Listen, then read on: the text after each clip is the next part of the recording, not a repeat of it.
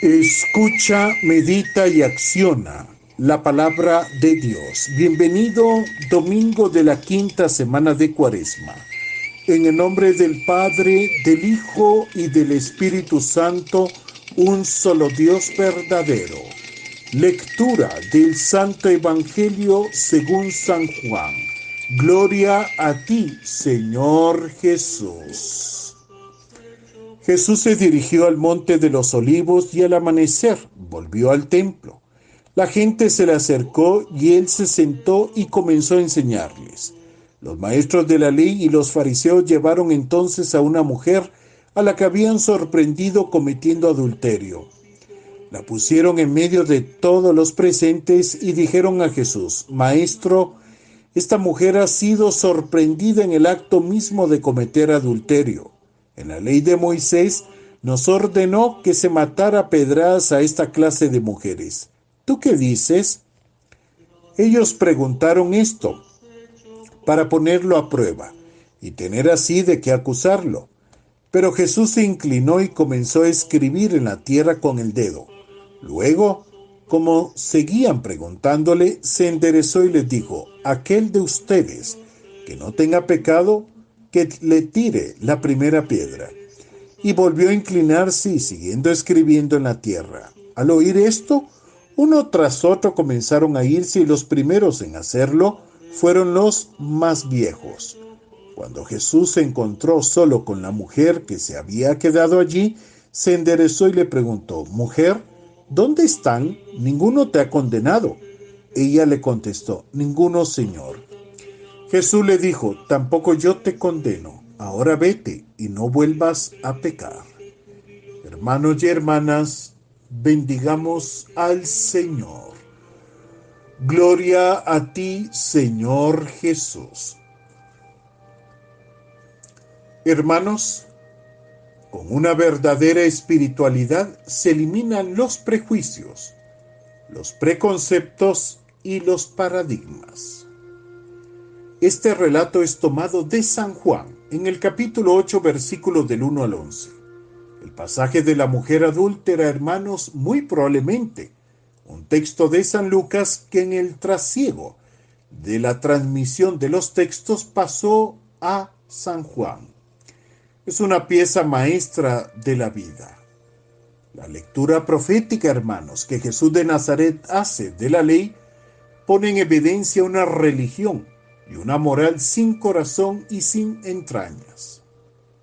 Jesús no mandó a buscar al compañero de la mujer para que juntos pagaran. Lo que indigna a Jesús de Nazaret, hermanos, es la dureza del corazón de los fuertes, oculta en el puritanismo de aplicar una ley tan injusta como inhumana. Vemos dentro del relato a una mujer indefensa, enfrentada sola a la ignominia de la mentira y de la falsedad. La pregunta sería, hermanos, ¿dónde estaba su compañero de pecado? Solamente los débiles, en este caso la mujer, son los culpables. Para los que hacen las leyes y las manipulan, sí, pero para Dios, así lo entiende Jesús. No es cuestión de buscar culpables, sino de rehacer la vida, de encontrar salida hacia la liberación, pero sobre todo hacia la gracia. Hermanos, se nos abre hoy la puerta principal en este día del Señor, en donde nuestra meditación nos invita a que nos preguntemos: ¿qué significa el que esté libre de pecado tire la primera piedra? ¿Por qué reacciona Jesús de Nazaret así? No podemos imaginar que los que llevan a la mujer son todos malos o incluso adúlteros. No es eso, pero sí pecadores de una u otra forma. Entonces, si todos somos pecadores, ¿por qué no somos más humanos al juzgar a los demás? No es una cuestión de que hay pecados y pecados. Esto es verdad. Los grandes pecados, hermanos, también piden misericordia y desde luego, ningún pecado ante Dios Padre exige la muerte.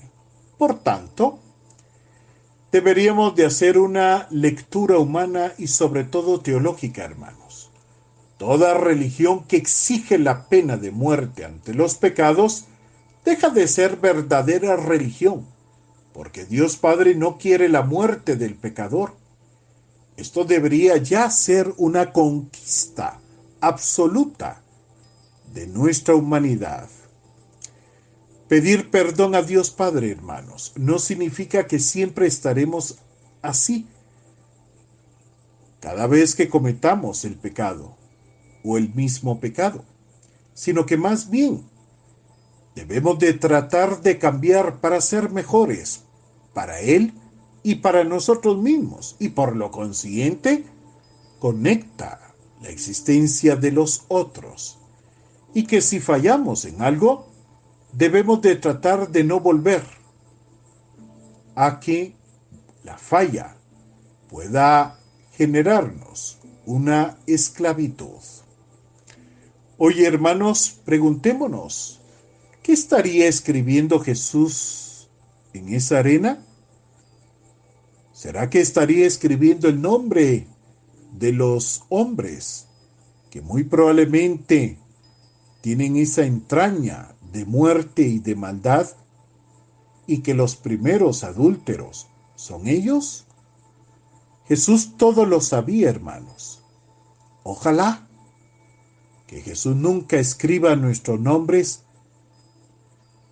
con esa saña en la cual, sin darnos cuenta, muchas veces nosotros actuamos de venganza, de ira, de odio, siempre culpando a los demás sin saber la conciencia del otro.